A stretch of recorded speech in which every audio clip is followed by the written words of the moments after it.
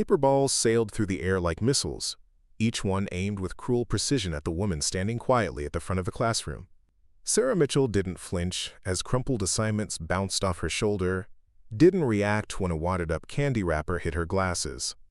She simply adjusted her frames, smoothed down her cardigan, and continued writing the day's lesson on the whiteboard with steady hands. Before we jump back in, tell us where you're tuning in from, and if this story touches you, make sure you're subscribed, because tomorrow, I've saved something extra special for you. The students at Jefferson Valley High thought they had her figured out. Another pushover substitute teacher, probably fresh out of college, definitely too timid to handle their notorious reputation. Room 237 had become a graveyard for weak educators over the past 2 years. The previous 3 substitutes had lasted exactly 1 day each before requesting transfers or simply walking out mid-lesson. What they didn't know was that Sarah Mitchell had spent the last 12 years perfecting the art of controlled violence in dojos across 3 different states. What they couldn't see beneath her modest beige sweater was a body sculpted by thousands of hours of grappling, throwing, and ground fighting. What they failed to recognize in her calm demeanor was the disciplined focus of someone who had earned her way to a 3rd-degree black belt in judo through blood, sweat, and an unbreakable will. But that revelation was still 40 minutes away. Sarah had arrived at Jefferson Valley on a gray Monday morning in late October, her first assignment through the district's emergency substitute program. The principal, Mrs. Hernandez, had been apologetic during their brief meeting in the main office. "I have to be honest with you, Ms. Mitchell," she'd said, shuffling through a thick disciplinary file. "This particular class has been challenging. We've had some behavioral issues." That was putting it mildly.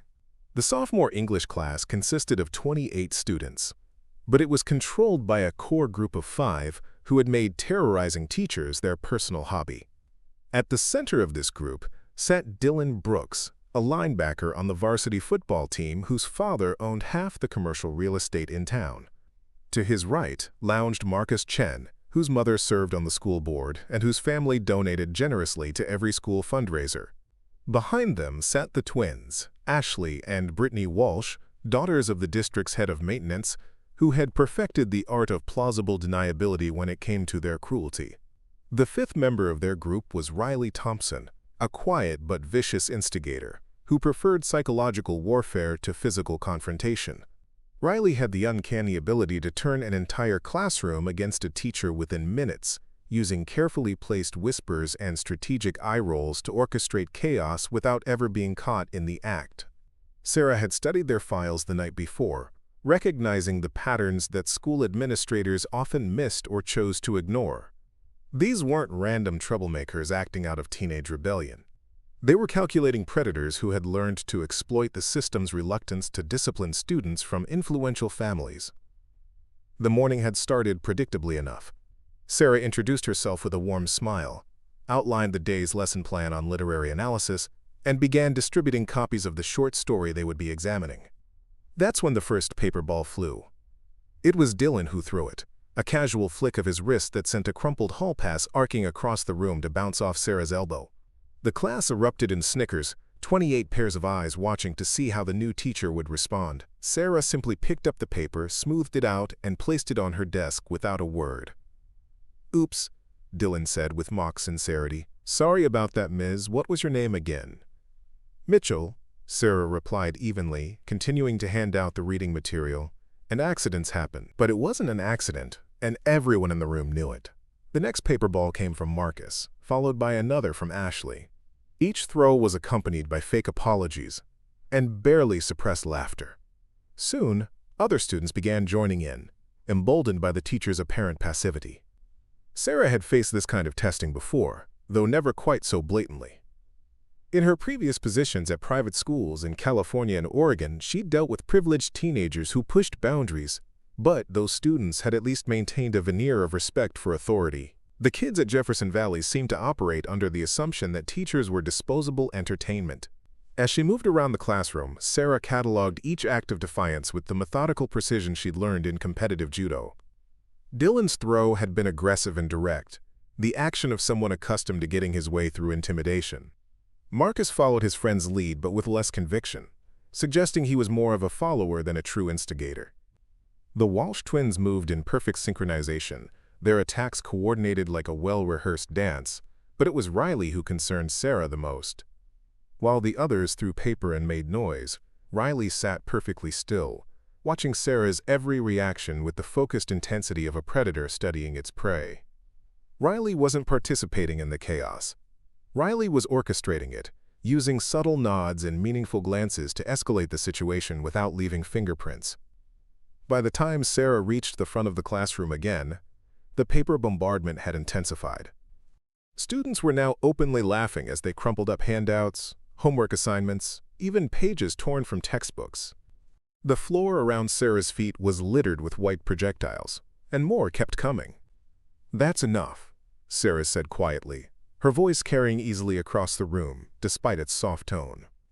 The throwing stopped for exactly 3 seconds before Dylan launched another paper ball, this one aimed directly at Sarah's face. She tilted her head slightly, letting it sail past her ear, and something shifted in her posture. The change was subtle but unmistakable to anyone who knew how to read body language. Her shoulders squared, her feet found a more stable stance, and her hands moved to rest at her sides in a position that looked casual but provided instant access to a dozen different defensive techniques. "I said that's enough," she repeated, and this time there was something in her voice that made several students stop mid-throw, but Dylan wasn't one of them. He reached for another piece of paper, crumpled it slowly and deliberately, and stood up from his desk. "What are you going to do about it?" he asked, loud enough for the entire class to hear. "Call the principal? Good luck with that. My dad plays golf with half the school board." Sarah didn't respond immediately. Instead, she walked calmly to her desk, opened her bag, and pulled out a small black notebook. She flipped to a fresh page and began writing, her pen moving steadily across the paper as she documented names, times, and specific behaviors. "What's she doing?" Ashley whispered to her sister, loud enough for Sarah to hear. "Taking notes," Brittany replied with a smirk. "Like that's gonna scare anybody." But Riley understood what Sarah was doing, and the realization sent a chill down their spine. This wasn't the panicked documentation of a desperate teacher trying to cover themselves legally. This was the methodical record-keeping of someone who knew exactly how institutions worked and how to navigate them effectively. Dylan, however, remained oblivious to the shift in dynamics. He walked to the front of the classroom, a paper ball still clutched in his fist, and positioned himself directly in front of Sarah's desk. "You know what your problem is," he said, leaning forward with the casual arrogance of someone who had never faced real consequences. "You think you can come in here and change things. But we run this classroom, not you." Sarah looked up from her notebook, meeting his eyes with a gaze that was neither angry nor afraid. "Is that so?" she asked mildly. "Yeah, that's so," Dylan replied, encouraged by what he mistook for weakness. "So here's what's gonna happen. You're gonna let us do whatever we want, or we're gonna make your life so miserable that you'll quit before the week is over. Just like all the others." The classroom fell silent, waiting for Sarah's response. Even the students who hadn't been actively participating in the harassment leaned forward in their seats, sensing that something significant was about to happen. Sarah closed her notebook and stood up slowly, her movement fluid and controlled. She was only 5 feet 4 inches tall, nearly 6 inches shorter than Dylan, but somehow her presence seemed to fill the space between them. "And if I don't agree to those terms?" she asked.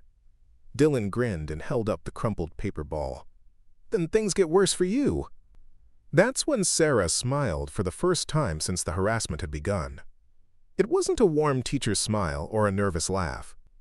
It was the smile of someone who had just been presented with an opportunity they'd been waiting for. "Interesting," she said softly.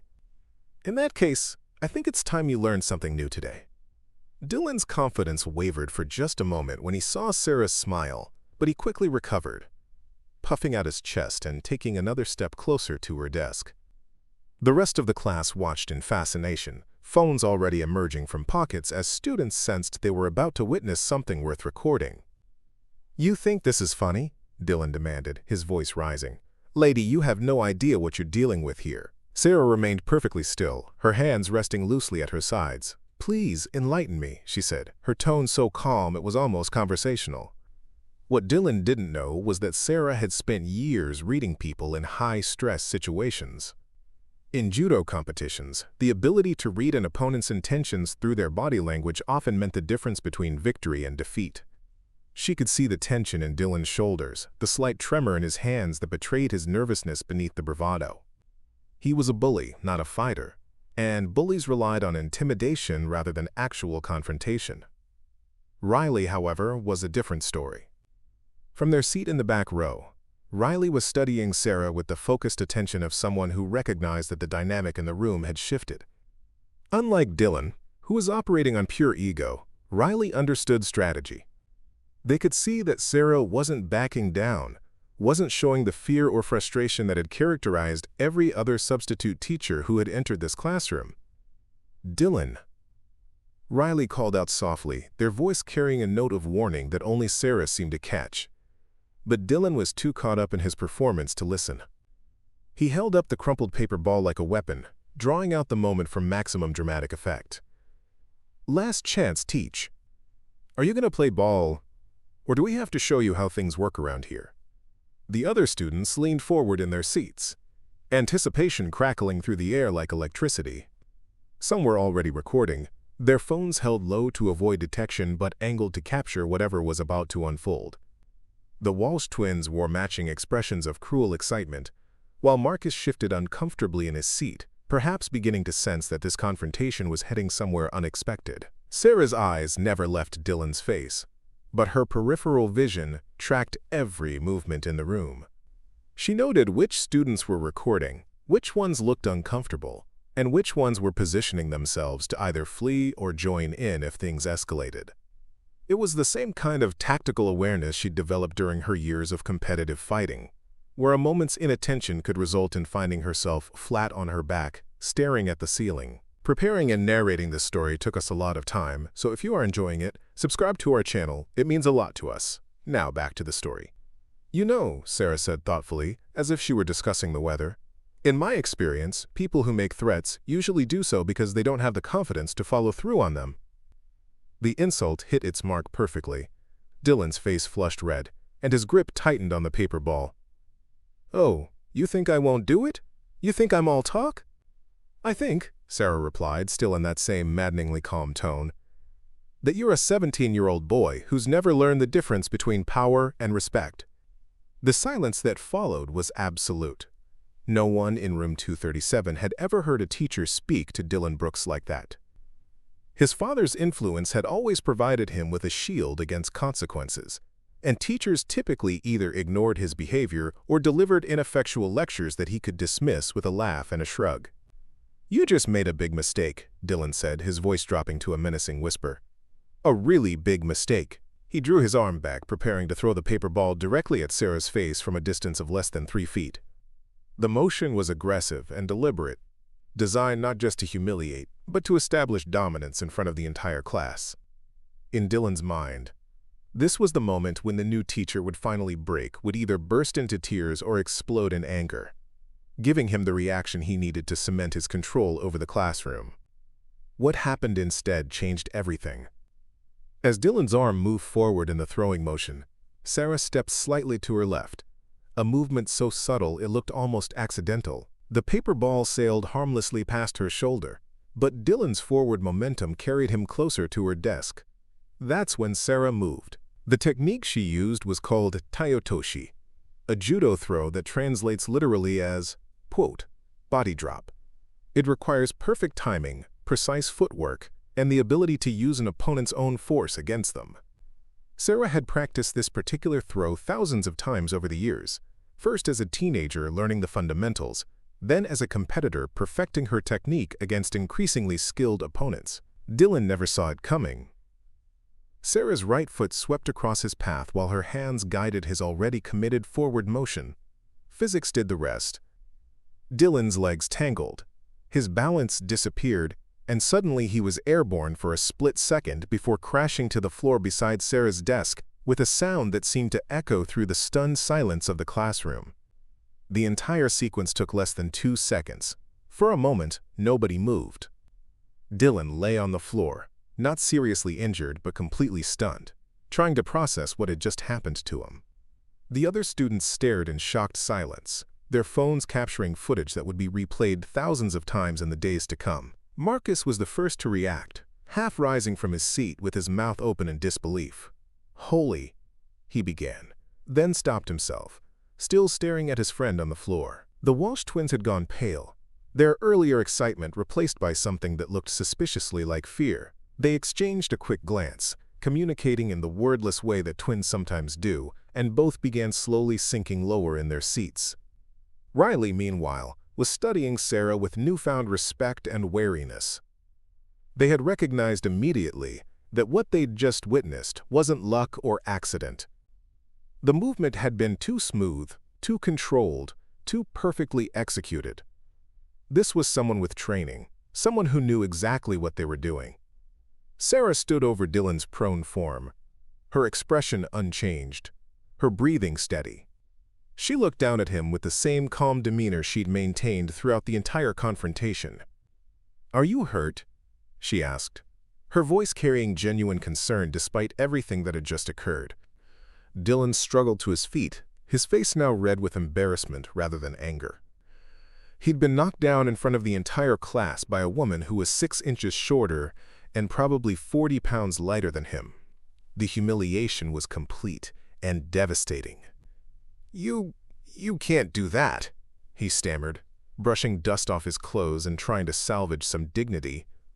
"You can't put your hands on students. That's assault. I'm gonna have you arrested." Sarah nodded thoughtfully, as if considering his words carefully. "You're absolutely right," she said. "Physical contact between teachers and students should be avoided whenever possible." She paused, letting her gaze sweep across the classroom, taking in all the phones that were still recording. Of course, that principle applies to students as well. Throwing objects at a teacher could also be considered assault, couldn't it? The implication hung in the air like a sword over Dylan's head. Every phone in the room had captured him initiating the confrontation, had recorded him making threats and attempting to throw something at his teacher. Sarah, meanwhile, could easily claim that her response had been purely defensive, a reflexive action to protect herself from what she perceived as an escalating threat. Dylan opened his mouth to respond, then closed it again, perhaps finally beginning to understand that he was no longer in control of this situation. The power dynamic that had served him so well for so many years had been completely reversed in the span of 2 seconds. Riley cleared their throat, drawing attention away from Dylan's struggle to formulate a response. "Ms. Mitchell," they said carefully, their voice respectful in a way it hadn't been before, "perhaps we should all just take a step back here." Sarah turned her attention to Riley, recognizing the intelligence behind the suggestion. This was the real leader of the group, the one who understood strategy and consequences. "I think that's an excellent idea," she agreed. "In fact, why don't we all return to our seats and continue with today's lesson?" We were about to begin our analysis of the short story, weren't we? The classroom remained frozen for another few seconds, everyone waiting to see how Dylan would respond. His pride demanded that he continue the confrontation, but his newly developed sense of self-preservation was sending different signals. Finally, Marcus made the decision for him, standing up and gently taking his friend's arm. "Come on, man," Marcus said quietly. "Let's just sit down." Dylan allowed himself to be led back to his seat, but his eyes never left Sarah's face. The look he gave her was pure hatred, mixed with something else, a wariness that hadn't been there before. He'd learned something important about his new teacher, and the knowledge sat uneasily in his mind. As the students settled back into their seats, Sarah returned to her position at the front of the classroom. She picked up the crumpled paper ball that had started everything, and smoothed it out on her desk, revealing it to be a homework assignment from another class. "Now then," she said, her voice returning to its earlier conversational tone, "let's talk about character development in literature. Sometimes, the most interesting stories are the ones where we discover that the characters aren't quite who we thought they were." The next 20 minutes passed in an atmosphere of electric tension. Sarah had successfully redirected the class's attention to the assigned reading, but beneath the surface, psychological warfare was being waged. Dylan sat rigidly in his seat, his jaw clenched, occasionally flexing his fingers as if testing whether his hands still worked properly after being so thoroughly outmaneuvered. Riley had positioned themselves as the new power broker in the room, carefully observing both Sarah and Dylan while maintaining perfect academic posture. They answered questions about the text with thoughtful responses, participated in class discussion with apparent enthusiasm, and generally presented themselves as a model student. But Sarah could see the calculation behind every gesture, the way Riley was building credibility, while subtly undermining Dylan's authority among their peers. The Walsh twins had gone completely silent, their usual synchronized disruptions replaced by nervous glances between each other and furtive looks at their phones. Ashley kept typing and deleting messages, while Brittany obsessively checked social media to see if any footage from the confrontation had already been posted online. Marcus found himself caught in an impossible position. His loyalty to Dylan warred with his growing realization that continuing to follow his friend's lead might have serious consequences. He'd witnessed Dylan's complete humiliation, had seen their supposedly untouchable leader reduced to stammering confusion by a substitute teacher who barely came up to his shoulder. But it was the rest of the class that presented the most interesting dynamic. Students who had previously been passive observers to the bullying campaign were now actively engaging with the lesson. Some seemed relieved that the constant disruption had been stopped, while others appeared genuinely curious about this teacher who had proven she was nothing like her predecessors. Jennifer Morrison, a quiet girl who usually sat in the back corner hoping to avoid attention, actually raised her hand to ask a question about the story's symbolism. Tommy Chen, Marcus's younger brother, volunteered to read a passage aloud when Sarah called for participation. Even Jake Williams, who had been failing English for 2 semesters, was taking notes for the first time anyone could remember. Sarah recognized the shift immediately. It was the same phenomenon she'd observed in her previous teaching positions. Once the disruptive element was neutralized, the natural learning environment could reassert itself, but she also knew that this piece was temporary. Dylan's humiliation would fester, and he would inevitably attempt to reclaim his status through escalation. The attack came during the final 10 minutes of class. Sarah was at the whiteboard, diagramming the story's narrative structure, when she heard the distinctive sound of desk chairs scraping against linoleum. She didn't turn around immediately, but she could feel the movement behind her and could sense the careful positioning that suggested coordinated action. Dylan had spent the last 20 minutes rebuilding his confidence and planning his revenge. He'd caught the eyes of his core group, Marcus, Ashley, and Brittany, and communicated his intentions through subtle nods and meaningful looks. Riley had pointedly ignored these signals, continuing to focus on the lesson with apparent dedication, but Dylan was too consumed with his need for vindication to notice this significant defection. The plan was simple but effective. While Sarah was occupied at the board, the 4 of them would simultaneously launch a massive paper bombardment from multiple angles. The sheer volume of projectiles would make it impossible for her to respond effectively, and the coordinated nature of the attack would demonstrate that Dylan was still the alpha in this environment. Sarah finished writing the final point of her diagram and turned around to face the class. She was greeted by the sight of Dylan, Marcus, and the Walsh twins standing beside their desks, each holding multiple paper balls in their hands. Their expressions were a mix of anticipation and nervousness, but Dylan's face showed only grim determination. "Really?" Sarah asked, her tone more disappointed than angry. "After everything that just happened, this is your next move." Dylan's response was to hurl the first paper ball, followed immediately by a coordinated volley from his 3 allies.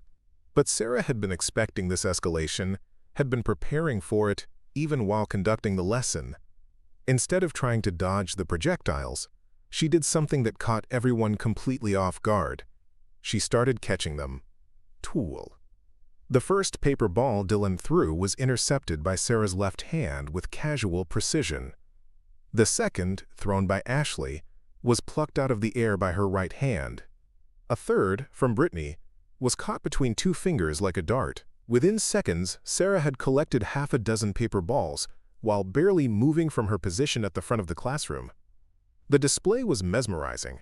Each catch was executed with perfect timing and minimal effort, as if Sarah were participating in some kind of elaborate dance rather than defending herself from an attack. Students who had been preparing to duck for cover instead found themselves leaning forward to get a better view of the impossible demonstration unfolding before them. Dylan's confidence began to crack as he watched his carefully planned assault being neutralized with what appeared to be supernatural ease. He threw faster, harder, But Sarah's hands always seemed to be in exactly the right position to intercept each projectile. Marcus and the twins quickly exhausted their ammunition, but Dylan kept throwing, using whatever paper he could grab from his desk, his backpack, even tearing pages from textbooks in his desperation to overwhelm her defenses. Nothing worked. Sarah caught every single throw. When Dylan finally ran out of things to throw, Sarah stood at the front of the classroom, holding nearly 20 paper balls in her hands. She looked down at them with apparent curiosity, as if she were examining some fascinating scientific specimens. "Interesting," she said, her voice carrying easily through the stunned silence. "You know, there's actually a term for this kind of behavior in educational psychology. It's called extinction burst." She walked to the nearest trash can and deposited the paper balls, then returned to her position at the front of the room. Dylan and his allies remained standing, uncertain whether to continue their attack or retreat to their seats. "An extinction burst," Sarah continued, "occurs when a previously reinforced behavior stops producing results. The individual engaging in that behavior will typically escalate their efforts, becoming more aggressive or desperate, before eventually abandoning the strategy altogether." The academic terminology was like a slap in the face to Dylan, reducing his dramatic rebellion to nothing more than a predictable psychological phenomenon. He could feel his classmates' eyes on him, could sense the shift in their perception as they began to see him not as a powerful rebel but as a case study in behavioral science. Riley, meanwhile, was watching the entire scene unfold with barely concealed fascination. They had recognized immediately that Sarah's ability to catch the paper balls wasn't just reflexes or luck. It was the result of years of training in hand-eye coordination and spatial awareness. The same skills that made someone effective in martial arts would naturally translate to this kind of defensive capability. "The question," Sarah continued, "is whether you're going to continue this pattern of escalation or whether you're ready to make a more mature choice." Dylan's hands were trembling now, whether from anger or exhaustion or simple adrenaline crash, no one could tell. He looked around the room, searching for support, but found none. Marcus had quietly returned to his seat, clearly unwilling to continue the confrontation. The Walsh twins were staring at their phones, trying to distance themselves from the failed attack. Even the students who had been recording earlier had lowered their devices, apparently recognizing that the spectacle was over. Only Riley met Dylan's desperate gaze, and what he saw there wasn't support or encouragement. It was calculation, evaluation, and ultimately, dismissal. Riley had seen enough to know that Dylan was no longer the dominant force in this classroom, and they were already adapting to the new reality. The bell rang, signaling the end of the period, but nobody moved. The entire class remained frozen, waiting to see how this standoff would resolve itself. Sarah walked calmly to her desk and began gathering her materials, apparently unconcerned about the 4 students still standing in the middle of the room. "I'll see you all tomorrow," she said pleasantly, as if nothing unusual had happened. "Please remember to finish reading Chapter 3 for our discussion." Students began filing out slowly, many of them casting backward glances at Dylan, who remained standing motionless beside his desk. The humiliation was complete and public, witnessed by 28 of his peers and captured on multiple phone cameras. As the room emptied, Sarah approached Dylan with the same calm demeanor she'd maintained throughout the confrontation. "Dylan," she said quietly, "I hope you'll think carefully about what happened here today. You have a choice to make about how you want to spend the rest of this semester." Dylan looked up at her, his eyes bright with unshed tears of rage and frustration. "This isn't over," he whispered. Sarah nodded thoughtfully. "No," she agreed, "I suppose it isn't. But when you decide to continue this, remember that you're not just fighting me anymore. You're fighting the consequences of your own choices." She gathered her things and walked toward the door, leaving Dylan alone in the empty classroom, surrounded by the scattered debris of his failed rebellion. The next morning arrived with an unusual energy crackling through the hallways of Jefferson Valley High. Word of the previous day's confrontation had spread like wildfire through the school's social networks, creating a buzz of anticipation that teachers and administrators couldn't quite identify, but definitely felt in the air. Sarah arrived early, as was her custom, carrying a steaming cup of coffee and a leather messenger bag worn smooth from years of use. She nodded politely to the custodial staff setting up for the day, exchanged pleasant greetings with Mrs. Rodriguez from the main office, and made her way to room 237 with the same calm demeanor she'd maintained throughout yesterday's chaos. What she found when she opened the classroom door stopped her in her tracks. Every single desk had been overturned. Textbooks were scattered across the floor, their pages torn and crumpled. The whiteboard had been covered with crude graffiti written in permanent marker, most of it too obscene to repeat, but clearly directed at her personally. Her desk drawers had been pulled out and emptied, their contents strewn around the room like confetti after a particularly violent celebration. But it was the message written across the whiteboard in large, angry letters that revealed the true purpose of this destruction. Teachers WHO fight students shouldn't teach anywhere. Sarah set down her coffee and messenger bag, then pulled out her phone to document the scene. She moved systematically through the room, photographing each act of vandalism from multiple angles, her expression never changing from professional detachment. This wasn't her first encounter with retaliation, though it was certainly the most comprehensive. She was in the process of photographing the overturned desks when Principal Hernandez appeared in the doorway, flanked by 2 security guards and looking like she'd aged several years overnight. "Dear God," Mrs. Hernandez breathed, surveying the destruction. "Sarah, I am so sorry. This is completely unacceptable." "It's thorough, I'll give them that," Sarah replied, continuing her documentation. "Whoever did this spent considerable time and effort making their point." Officer Martinez, one of the security guards, was examining the graffiti on the whiteboard with professional interest. "Looks like the work of multiple people," he observed. "Different handwriting styles, different colored markers. This was coordinated."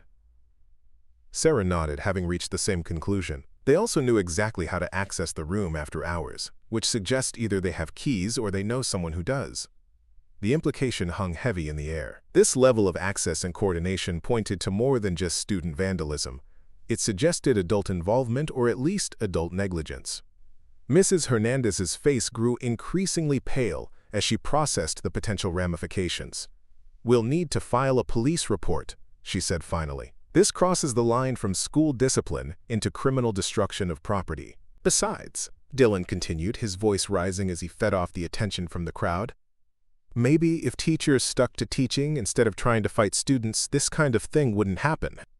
Officer Martinez stepped forward, his hand moving to his radio. "Son, I think you've said enough for one morning." That's when Sarah made a decision that surprised everyone, including herself. Instead of allowing the situation to escalate further, she moved to the center of the doorway and raised her voice just enough to cut through the tension. "You know what?" she said, addressing the entire crowd of students. "This actually presents us with an interesting learning opportunity." The unexpected comment had the effect of freezing everyone in place. Dylan's mouth was still open from his last statement, Mrs. Hernandez looked confused, and even Officer Martinez paused in reaching for his radio. "In literature," Sarah continued, her voice taking on the same calm, professorial tone she'd used during yesterday's lesson, "we often see characters make choices that seem logical from their perspective, but are ultimately self-destructive. These are called tragic flaws, and they're usually rooted in pride, anger, or the inability to adapt to changing circumstances." She gestured toward the destroyed classroom behind her. "This situation is a perfect example of that principle in action. Someone, or perhaps several someones, made a choice last night that they probably thought would solve their problems or restore their sense of control."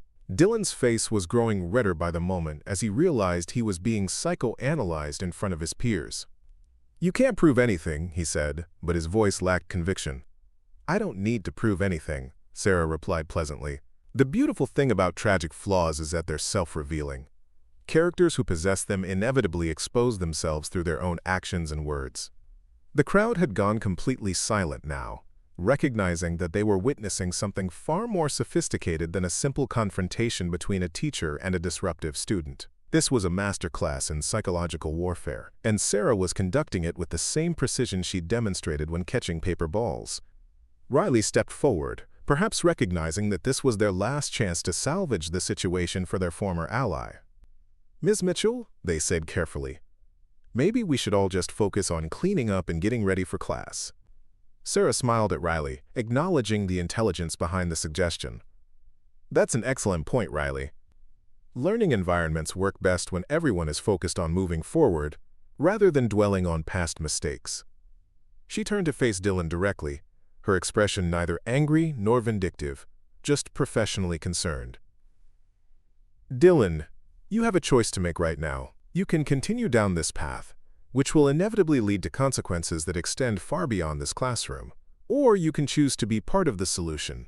Dylan stared at her for a long moment, his internal struggle playing out across his features. Pride warred with pragmatism, anger battled with fear, and somewhere deep inside, the part of him that was still rational was screaming warnings that he seemed unable or unwilling to hear. Finally, he made his choice. "You know what?" Dylan said, his voice dropping to a dangerous whisper that somehow carried more menace than his earlier shouting. "You're right about one thing. This isn't over. Not even close." He turned and walked away, pushing through the crowd of students with enough force to send several of them stumbling. Marcus hesitated for a moment, looking back and forth between his departing friend and the adults who were clearly preparing to pursue serious consequences, before ultimately choosing to follow Dylan down the hallway. The Walsh twins melted away into the crowd without a word, their synchronized retreat suggesting they'd already decided to distance themselves from whatever Dylan was planning next. Before Sarah could respond, the first students began arriving for morning classes. Jennifer Morrison appeared in the doorway, took one look at the devastated classroom, and gasped audibly. Behind her, Tommy Chen let out a low whistle of amazement. "What happened?" Jennifer asked, though her tone suggested she already suspected the answer. "Apparently some people weren't satisfied with yesterday's discussion," Sarah replied evenly. "But don't worry, we'll have this cleaned up and ready for learning in no time." More students gathered in the hallway, their excited chatter creating a growing crowd that threatened to block traffic between classes. Sarah could see phones emerging from pockets as teenagers began documenting the destruction, adding this latest development to the ongoing saga that had already begun trending on local social media platforms. That's when Dylan arrived. He pushed through the crowd with his usual swagger, but Sarah noticed immediately that something was different about his demeanor. There was a manic energy in his movements, a barely controlled excitement that suggested someone operating on very little sleep and possibly very poor judgment. "Whoa," Dylan said loudly, his voice carrying clearly over the murmur of the crowd. "Looks like somebody really doesn't like the new teacher. Wonder who could have done something like this." His performance was theatrical and obvious, designed to draw attention to himself while maintaining plausible deniability, but Sarah could see the tells that marked him as the orchestrator. The way his eyes lingered just a moment too long on specific details, the slight smirk he couldn't quite suppress when he looked at the whiteboard message, the defensive way he positioned his body when Officer Martinez moved closer to the crowd. Riley appeared at Dylan's shoulder, but their reaction was entirely different. Instead of Dylan's barely concealed glee, Riley looked genuinely shocked by the extent of the damage. Their eyes met Sarah's across the room, and she saw something that looked suspiciously like an apology in their expression. "This is completely out of line," Riley said, their voice carrying a note of disgust that surprised everyone who heard it. "Whoever did this went way too far." Dylan's head snapped toward Riley, confusion and anger flashing across his features. "Come on, Ree," he said, his voice dropping to what he probably thought was a conspiratorial whisper but was actually loud enough for half the hallway to hear. "You can't tell me she didn't have this coming." The comment was a critical mistake, and Sarah could see the moment Dylan realized it. Officer Martinez's attention focused on him like a laser, and Mrs. Hernandez's expression shifted from dismay to something much colder and more calculating. "Mr. Brooks," the principal said, her voice cutting through the hallway chatter like a blade, "I think you and I need to have a conversation in my office." Dylan's bravado faltered for just a moment before reasserting itself. "Why? I didn't do anything. I'm just saying that if somebody treats students badly, they shouldn't be surprised when students push back. It was another mistake, doubling down when the smart play would have been to retreat." Sarah watched the interaction with the detached interest of someone observing a psychological experiment. Dylan was operating on pure emotion now, his need to maintain his reputation overriding his survival instincts. Marcus and the Walsh twins had arrived during this exchange, and Sarah could see the alarm in their faces as they realized how badly Dylan was handling the situation.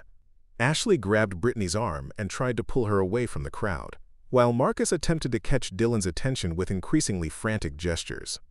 But Dylan was beyond saving himself at this point. The lack of sleep, the stress of his previous day's humiliation, and the intoxicating rush of having successfully retaliated had combined to create a perfect storm of poor decision-making. Riley remained behind, studying Sarah with undisguised respect and what might have been admiration. "For what it's worth," they said quietly, "I hope you know that not everyone thinks this was the right way to handle things." Sarah nodded. "I appreciate that, Riley. And I hope you'll remember that it's never too late to choose which side of history you want to be on." As the crowd began to disperse and the cleanup process began, Sarah couldn't shake the feeling that Dylan's final words had been more than just bluster. This wasn't over. It was escalating toward something that would test not just her martial arts skills, but her ability to navigate the complex social and legal landscape of modern education. The real fight was just beginning. Kyasawa. 3 days passed in deceptive calm. The classroom had been restored to order with remarkable efficiency, the graffiti removed by professional cleaners, and new desks brought in to replace those damaged beyond repair. Sarah continued teaching as if nothing had happened, maintaining her composed demeanor while delivering engaging lessons that had even the most reluctant students participating actively. But beneath this veneer of normalcy, forces were gathering that would soon shatter the fragile peace. Dylan had been suspended pending investigation into the vandalism, but his absence from school didn't mean he was idle. Through a network of social media contacts and loyal followers, he was orchestrating something far more dangerous than classroom disruption. His father, Sergeant Robert Brooks, had initially been furious about the suspension, but Dylan had managed to convince him that Sarah Mitchell was a dangerous radical who was physically attacking students while hiding behind her position as an educator. The story Dylan told his father bore only a passing resemblance to reality. In his version, Sarah had violently assaulted him without provocation, using, quote, some kind of martial arts to injure him in front of the entire class. He claimed the classroom destruction had been the spontaneous reaction of outraged students who couldn't stand to see their friend brutalized by an unhinged teacher. Sergeant Brooks was a man who had built his career on protecting his community from threats, and the idea that his son was being terrorized by a substitute teacher triggered every protective instinct he possessed. He began making phone calls, asking questions, and using his connections within the local law enforcement community to build a case against Sarah Mitchell. Meanwhile, Sarah was facing a different kind of pressure. Word of the incidents had reached the district office, and Superintendent Williams had scheduled a formal review hearing for Friday afternoon. The meeting would determine whether Sarah would be allowed to continue her assignment at Jefferson Valley High, or if she would be removed from the substitute teacher registry entirely.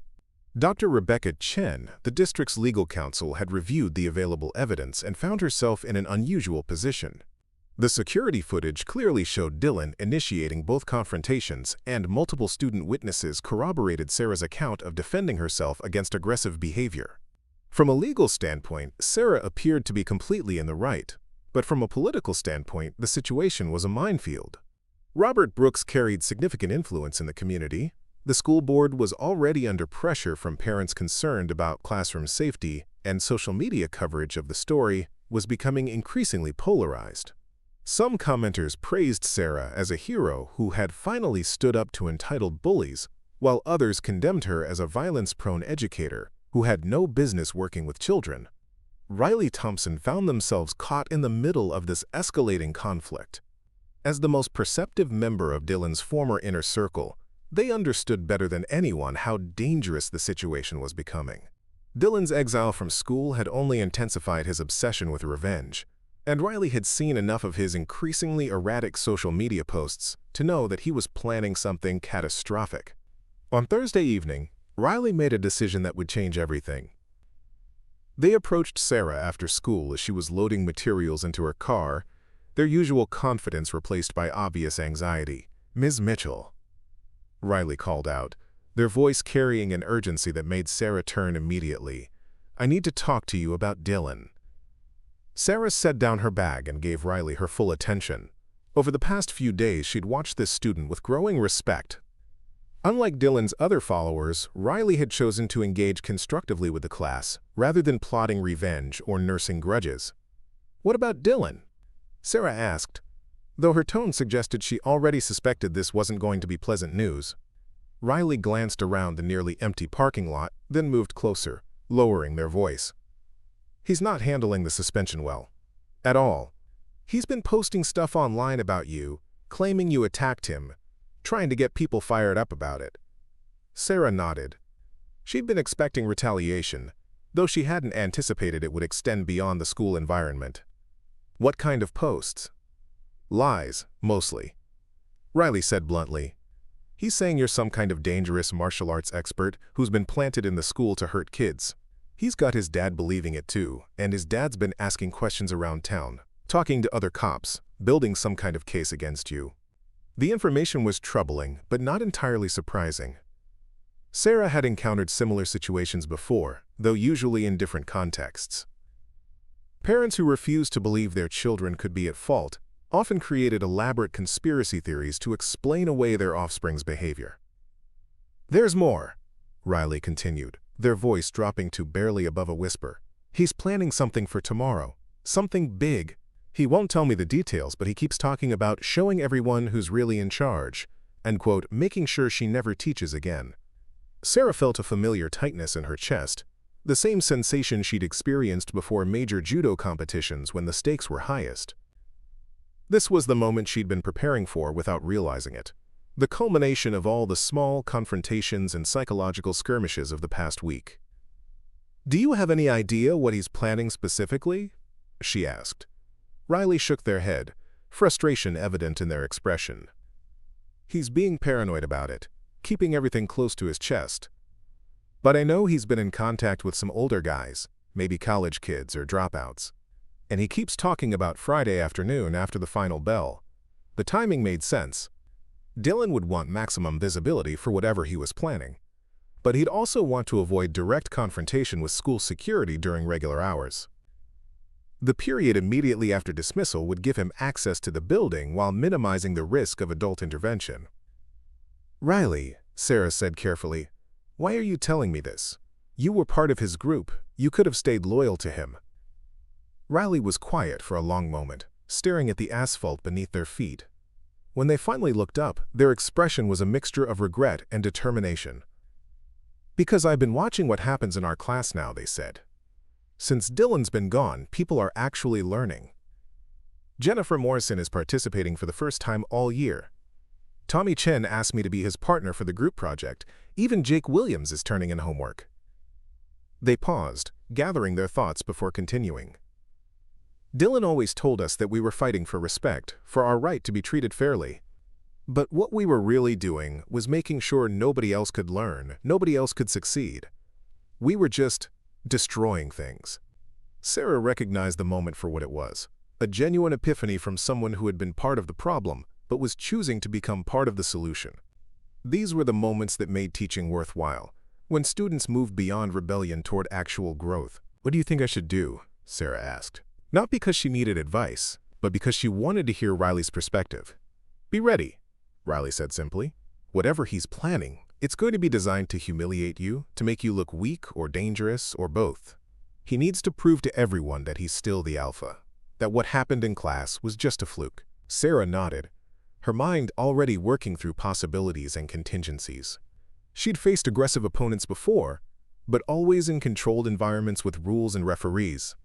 This would be different, messier, more unpredictable, with potentially serious consequences extending far beyond the immediate confrontation. "There's something else," Riley added, their voice even quieter now. "His dad's going to be there. Dylan's convinced him to show up during the confrontation, probably to arrest you or something. He thinks having a cop as backup will guarantee he wins." The revelation added a new layer of complexity to an already dangerous situation. Sarah would have to defend herself against Dylan's attack, while simultaneously avoiding any actions that could be construed as resisting or assaulting a police officer. It was a nearly impossible tactical position, designed to ensure her failure regardless of how she responded. "Thank you for warning me," Sarah said sincerely. "I know that couldn't have been an easy decision." Riley shrugged, but Sarah could see the relief in their posture. "Dylan used to be different, you know. Back in middle school, before his dad got promoted and his family started thinking they owned the town, he was actually pretty cool." "People change," Sarah observed. "Sometimes for the better, sometimes for the worse. The important thing is recognizing when you need to choose who you want to be." As Riley walked away toward their own car, Sarah remained in the parking lot, processing the information she'd received. Tomorrow would bring the formal hearing that would determine her professional future, but before that, she would have to survive whatever Dylan had planned for his grand finale. She thought about calling in sick, avoiding the confrontation entirely, but dismissed the idea almost immediately. Running away would only delay the inevitable, and it would send a message to every future Dylan Brooks that teachers could be intimidated into abandoning their responsibilities. Besides, she had spent 12 years training for moments exactly like this one. The techniques were different when the opponent was a teenager with a grudge rather than a fellow competitor on the mat. But the fundamental principles remained the same. Maintain control, use minimum necessary force, and never let emotion override tactical thinking. As she drove home through the darkening streets of Jefferson Valley, Sarah Mitchell began preparing for what would likely be the most important 30 minutes of her teaching career. Win or lose, tomorrow would determine not just her own future, but the kind of environment that would exist for every student and teacher who came after her. The real test was about to begin. Friday morning dawned gray and oppressive, with storm clouds gathering on the horizon that seemed to mirror the tension building within Jefferson Valley High. Sarah arrived at school earlier than usual, carrying not just her standard teaching materials but also a small digital recorder and a folder containing copies of every piece of documentation she'd collected over the past week. The formal hearing with the district wasn't scheduled until 4 o'clock, giving her time to teach her regular classes and, more importantly, to prepare for whatever Dylan had planned for after school. She'd spent most of the previous evening reviewing self-defense techniques in her mind, not the flashy throws and dramatic takedowns that worked well in competition, but the subtle redirections and minimal force controls that would be appropriate for dealing with an aggressive teenager while being recorded by multiple cameras. Principal Hernandez intercepted Sarah on her way to room 237, her expression a mixture of concern and professional determination. "Sarah, I want you to know that we've increased security presence today.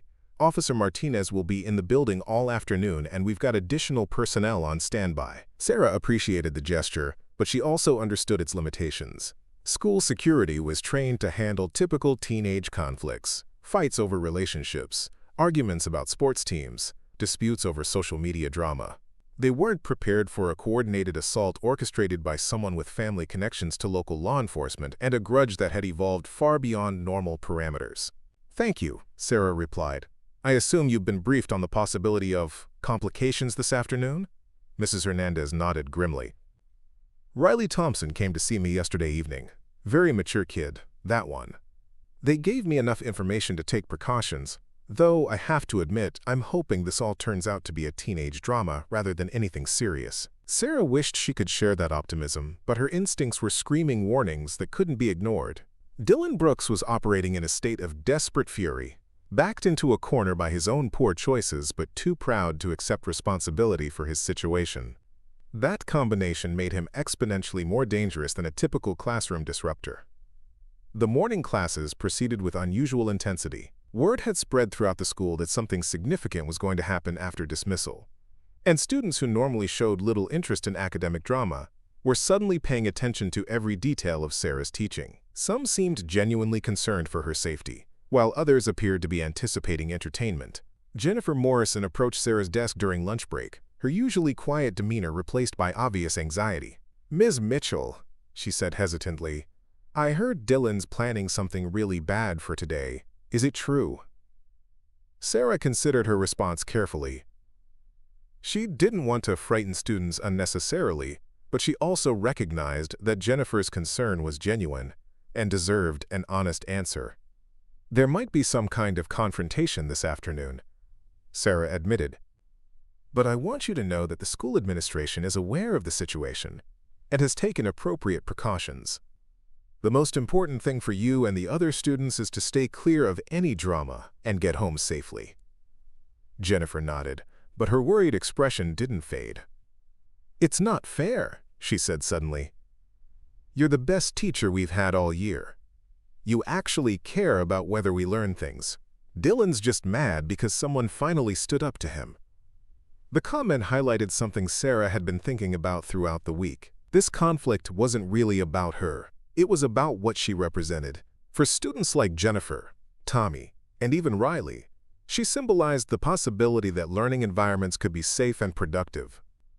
For Dylan, she represented a threat to the power structure that had served him so well for so many years. As the final bell rang and students began filing out of the building, Sarah made her way to room 237 to collect her materials and prepare for the confrontation she knew was coming. The hallways were unusually active for a Friday afternoon, with clusters of students lingering near exits and gathering in areas that provided good vantage points. The entire school seemed to be holding its breath.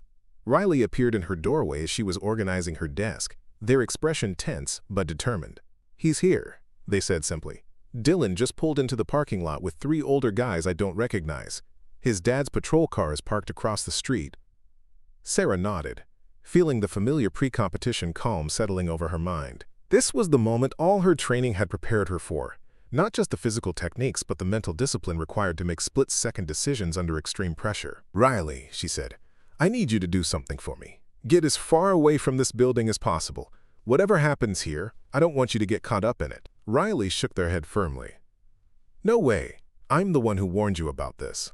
I'm not going to run away when you need witnesses who can tell the truth about what happens." Before Sarah could argue, the sound of heavy footsteps echoed through the hallway, accompanied by loud voices that carried the aggressive confidence of people who believed they were untouchable. Dylan had arrived, and he wasn't alone. Sarah moved to the doorway and observed the approaching group with tactical precision. Dylan was flanked by 3 young men who appeared to be in their early 20s, all of them larger and more physically imposing than the high school students she'd been dealing with. Their body language suggested they were prepared for violence, possibly even expecting it. Behind them, maintaining a careful distance but clearly visible, walked Sergeant Robert Brooks in full uniform. His presence transformed the situation from a school disciplinary matter into something far more complex and dangerous. Sarah realized that Dylan had orchestrated this confrontation with remarkable cunning. If she defended herself against his attack, she would inevitably come into conflict with his father, giving the sergeant justification to arrest her for assaulting both a minor and a police officer. "Well, well," Dylan called out as he approached room 237, his voice carrying the theatrical bravado of someone performing for an audience. "Look who's still here. I thought maybe you would have had the sense to quit by now." Sarah remained in the doorway, positioning herself where she could retreat into the classroom if necessary, while maintaining visual contact with the approaching group. Several students had gathered at safe distances to observe the confrontation, their phones already recording what they sensed would be a significant event. "Dylan," Sarah said calmly, "I think you should reconsider what you're doing here. This isn't going to end the way you think it will."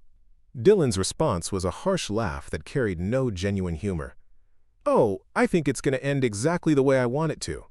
See, I've been telling people the truth about you, about how you attacked me in front of the whole class. And now everyone's going to see what kind of person you really are." One of Dylan's companions, a heavily muscled young man with prison tattoos on his forearms, stepped forward with obvious aggression. "Is this the crazy teacher who's been beating up kids?" he asked, his voice carrying the flat menace of someone accustomed to intimidation. Sarah recognized the escalation immediately. Dylan had recruited adult allies specifically to create a situation where she would be forced to defend herself against multiple attackers, ensuring that any response would appear disproportionate to observers who didn't understand the tactical realities involved. "I am Sarah Mitchell," she replied evenly, "and I'm a substitute teacher who has been defending herself against harassment and assault. If you gentlemen are here to discuss educational matters, I'm happy to talk. If you're here for something else, I suggest you reconsider your choices." Sergeant Brooks chose that moment to make his presence known, stepping forward with the authority of his badge and uniform. "Ms. Mitchell," he said, his voice carrying official weight, "I'm Sergeant Brooks with the Jefferson Valley Police Department. I've received reports that you've been physically assaulting students at this school. I'm here to investigate those allegations." The moment had arrived, the carefully orchestrated trap that Dylan had spent days preparing. Sarah understood that every word she spoke, every movement she made, would be scrutinized and potentially used against her. The sergeant's involvement meant that this was no longer just about Dylan's wounded pride. It was about her freedom, her career, and her future. "Sergeant Brooks," Sarah replied respectfully, "I'm sure you've received reports, but I suspect those reports may not reflect the complete truth of what's been happening here. I have documented evidence of multiple incidents where your son and his associates have engaged in harassment, vandalism, and assaults against both myself and other students. Dylan's face flushed red at the suggestion that his version of events might be incomplete. "She's lying," he shouted. "Dad, she attacked me. She used some kind of martial arts moves on me in front of the whole class." Sarah noticed that several students who had been present during the original confrontation were now watching from nearby classrooms, including Jennifer Morrison and Tommy Chen. Their expressions suggested they were preparing to contradict Dylan's account if necessary, though Sarah hoped the situation wouldn't escalate to the point where student testimony became relevant. "Son," Sergeant Brooks said, his tone carrying paternal authority, "let me handle this. Ms. Mitchell, I'm going to need you to come with me to the station so we can sort this out properly." It was a masterful move, phrased as a request, but carrying the implicit threat of arrest if she refused. Dylan's plan was working perfectly. If Sarah went voluntarily, she would be removed from her position and likely charged with assault.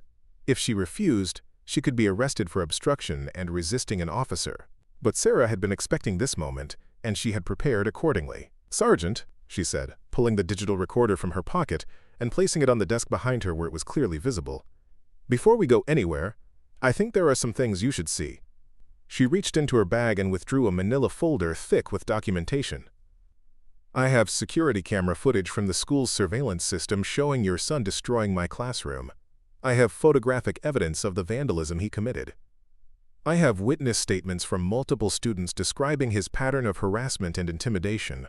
Dylan's confident expression began to waver as he realized that Sarah had been building a case against him with the same methodical precision his father used in police investigations.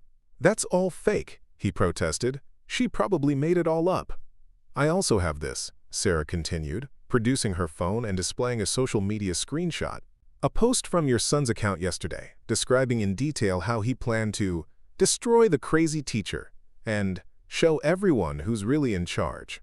Posted at 11:47 p.m., witnessed by dozens of his followers." Sergeant Brooks took the phone and examined the screen, his expression growing increasingly grim as he read his son's own words.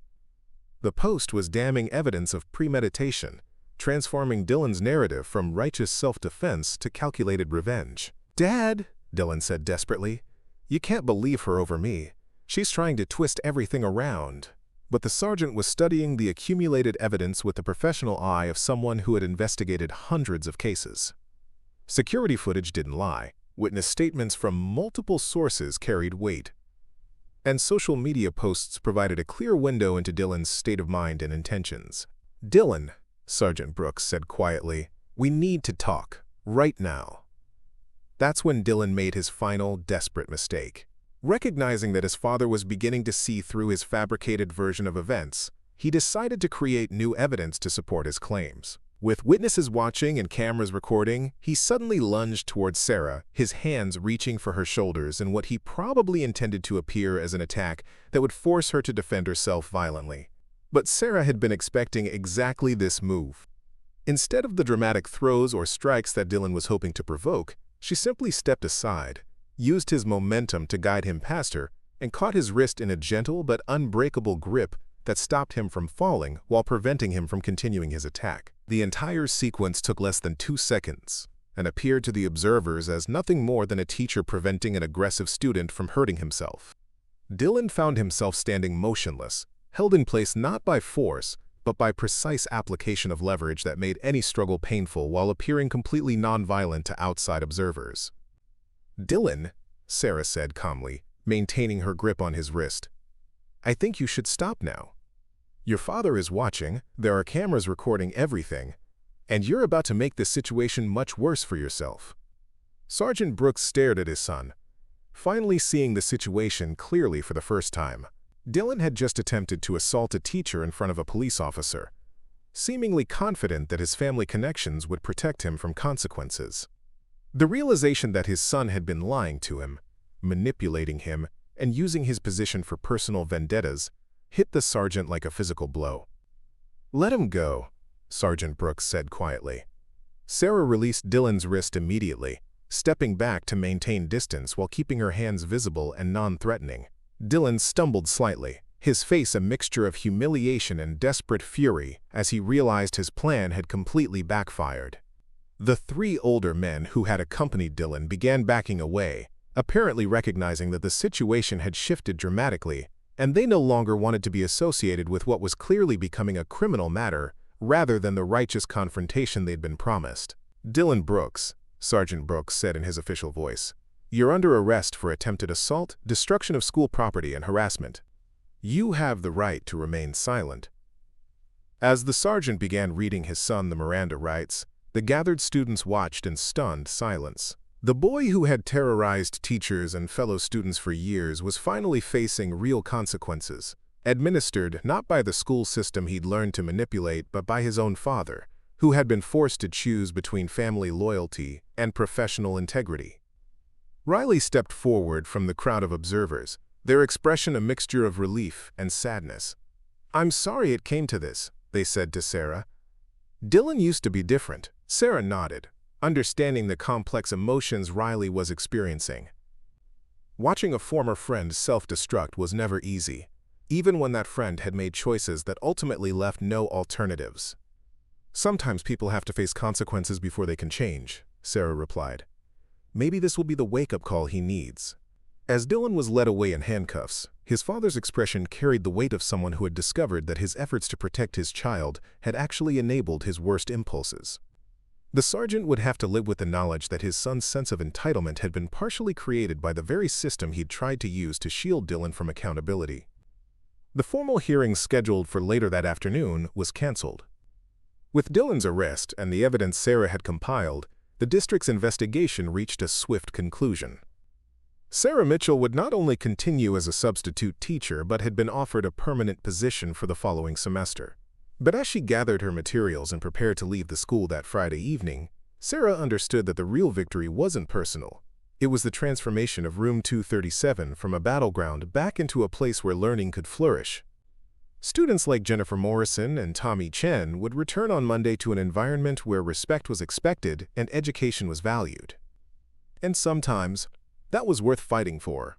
3 months later, Sarah Mitchell walked through the halls of Jefferson Valley High with the confident stride of someone who belonged there. The permanent teaching position she'd accepted had transformed not just her own life but the entire culture of Room 237 and, gradually, the broader school environment. The changes had started small but rippled outward with remarkable speed. Jennifer Morrison, the quiet girl who had once hidden in the back corner hoping to avoid attention, now served as president of the newly formed Academic Achievement Club. Her transformation from silent observer to confident leader had inspired other previously invisible students to find their voices and claim their space in the school community. Tommy Chen had discovered a passion for creative writing that surprised everyone, including himself. The boy who had struggled with basic assignments was now working on a collection of short stories that explored themes of courage, identity, and the complex social dynamics of teenage life. His English grades had improved from failing to honor roll level, earning him recognition that had nothing to do with his older brother's reputation or family connections. Riley Thompson had emerged as an unexpected bridge between different social groups within the school. Their decision to break away from Dylan's toxic influence had demonstrated to other students that change was possible, that social hierarchies weren't as fixed as they appeared. Riley now mentored younger students who were struggling with bullying situations, sharing hard-earned wisdom about the difference between real power and destructive manipulation. Even students who hadn't been directly involved in the original conflict had been affected by the dramatic shift in classroom culture.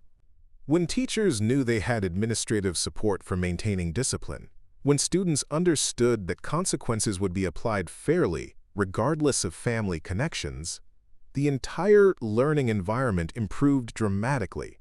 Sarah's reputation had spread throughout the district, but not in the way she'd initially feared. Instead of being seen as a violent educator who couldn't control her temper, she was recognized as someone who had successfully navigated an impossible situation with grace, intelligence, and exactly the right amount of force. Other schools began requesting her expertise in dealing with chronic disruption issues, and the district office had asked her to develop training programs for new teachers facing similar challenges. The legal consequences for Dylan had been substantial but fair. Charged with multiple counts of harassment, vandalism, and attempted assault, he'd been sentenced to community service, anger management counseling, and probation that would extend through his senior year. More importantly, he'd been required to transfer to a different school district, removing him from the environment where his sense of entitlement had been nurtured and enabled. Sergeant Robert Brooks had faced his own reckoning. The discovery that his son had been systematically abusing his position and manipulating the truth had forced the veteran officer to confront uncomfortable questions about his parenting choices and the ways his own authority had been exploited. He'd voluntarily enrolled in counseling to address the family dynamics that had contributed to Dylan's behavior, and he'd made a public apology to Sarah and the school community for his role in escalating the conflict. The sergeant's response had actually earned him respect from many community members who admired his willingness to hold his own son accountable rather than continuing to enable destructive behavior. It was a painful lesson in the difference between protecting children and preparing them to be responsible adults, but it was a lesson that ultimately strengthened both his family and his professional integrity. Marcus Chen had initially struggled with the aftermath of Dylan's downfall. As the most loyal member of Dylan's inner circle, he'd felt obligated to maintain his friendship even after the arrest. But gradually, as he watched his younger brother Tommy flourish in the new classroom environment, Marcus began to understand how toxic his former friend group had become. By the end of the semester, he'd distanced himself from Dylan's remaining supporters and focused on rebuilding his own reputation through genuine academic effort. The Walsh twins had adapted to the changed social landscape with the pragmatic efficiency that had always characterized their approach to school politics. Recognizing that their previous alliance with Dylan was now a liability rather than an asset, they'd reinvented themselves as model students, participating in extracurricular activities and maintaining perfect attendance records. Whether this transformation was genuine or strategic remained unclear, but the important thing was that their disruptive behavior had completely ceased. Sarah's teaching methods had evolved as well, incorporating lessons learned from her confrontation with Dylan into a comprehensive approach to classroom management that emphasized mutual respect, clear expectations, and consistent consequences. She'd developed techniques for identifying potential problem students early and addressing issues before they escalated to crisis levels. One of her most successful innovations was the implementation of peer mediation programs that allowed students to resolve conflicts among themselves with adult guidance rather than punitive intervention. Riley had become particularly skilled at these mediation sessions, using their understanding of teenage social dynamics to help other students navigate disputes without resorting to the kind of destructive behavior that had once seemed normal. The school administration had also learned valuable lessons from the Dylan Brooks incident. Principal Hernandez had implemented new protocols for investigating harassment complaints, ensuring that disciplinary actions couldn't be influenced by family connections or community pressure. The district had revised its policies regarding substitute teacher support, providing better training and clearer guidelines for handling aggressive student behavior. More importantly, the incident had demonstrated the importance of listening to students who were willing to speak up about toxic situations. Riley's decision to warn Sarah about Dylan's planned revenge had been instrumental in preventing what could have been a much more serious confrontation. The school now had formal channels for students to report concerns about fellow students' potentially dangerous behavior without fear of retaliation. Sarah's martial arts background had become an open secret within the school, but rather than being seen as a threat, it was viewed as an asset. She'd started an after-school self-defense program that was popular with students of all genders, teaching them not just physical techniques, but the mental discipline and situational awareness that could help them avoid dangerous confrontations entirely. The program emphasized de-escalation strategies, conflict resolution skills, and the importance of using minimum necessary force when physical defense became unavoidable. Students learned to recognize the warning signs of potentially violent situations, and to make smart choices about when to seek help rather than trying to handle problems alone. Jennifer Morrison had become one of the most dedicated participants in the self-defense program, transforming from a fearful victim of bullying into a confident young woman who could stand up for herself and others. Her growth had been remarkable to witness, demonstrating how quickly students could develop when they felt safe and supported in their learning environment. The broader community had initially been divided about Sarah's handling of the Dylan situation, but as the positive changes within the school became apparent, public opinion had shifted strongly in her favor. Parents who had once been skeptical about allowing a violent teacher to work with their children now actively requested that their students be placed in her classes. Local media coverage had evolved from sensationalized accounts of teacher-student violence to thoughtful examinations of how schools could better address bullying and create environments where all students could succeed. Sarah had become something of a reluctant public figure, frequently invited to speak at educational conferences about her experience and the lessons learned from it. But despite the attention and recognition, Sarah remained focused on the day-to-day work of teaching. She arrived early each morning, prepared thoroughly for every lesson, and stayed late to provide extra help for students who needed it. Her classroom had become a refuge for students who struggled in other environments, a place where intellectual curiosity was valued and respectful behavior was simply expected rather than constantly negotiated.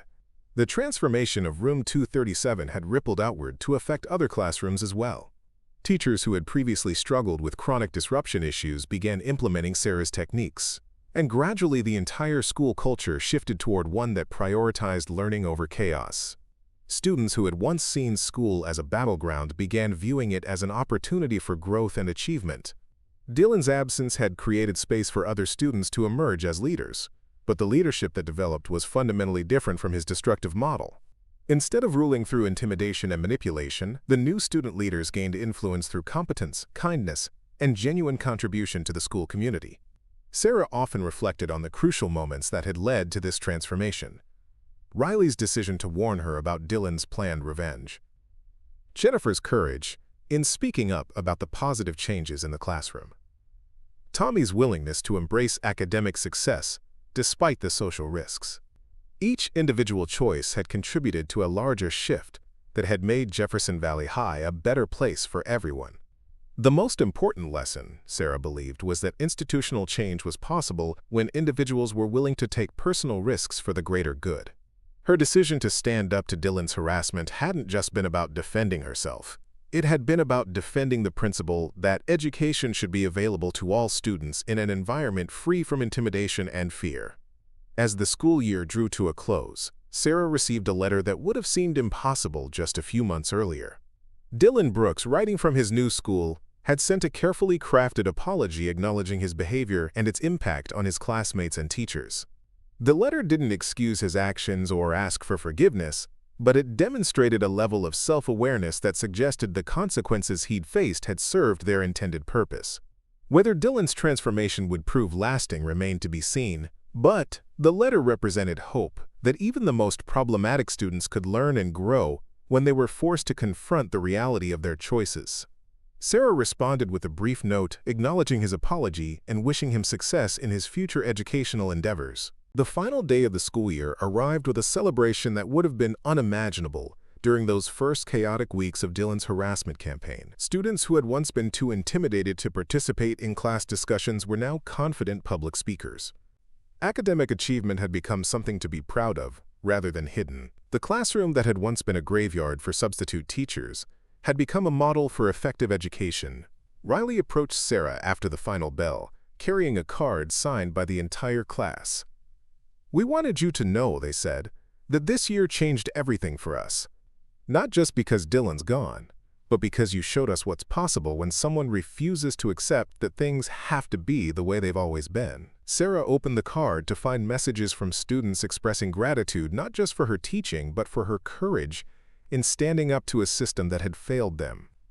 Jennifer had written about finding her voice. Tommy had described discovering his love of learning. Even Marcus had contributed a note acknowledging his own growth and the positive impact of the changed classroom environment.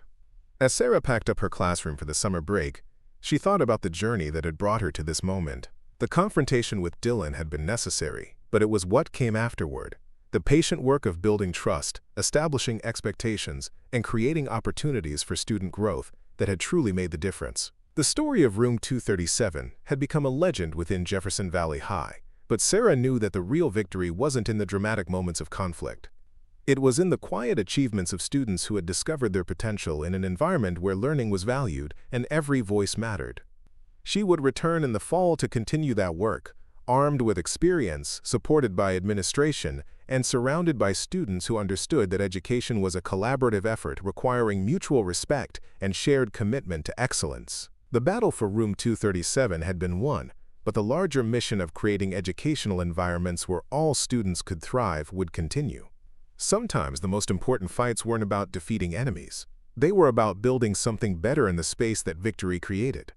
And in that ongoing work of construction and hope, Sarah Mitchell had found not just a career, but a calling that would shape the lives of students for years to come. The shy substitute teacher who had once stood frozen as paper balls flew around her head was gone.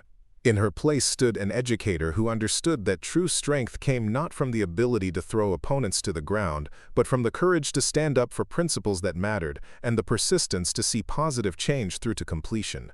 And in the end, that was a lesson worth learning for everyone. Up next, you've got 2 more standout stories right on your screen. If this one hits the mark, you won't want to pass these up. Just click and check them out. And don't forget to subscribe and turn on the notification bell so you don't miss any upload from you.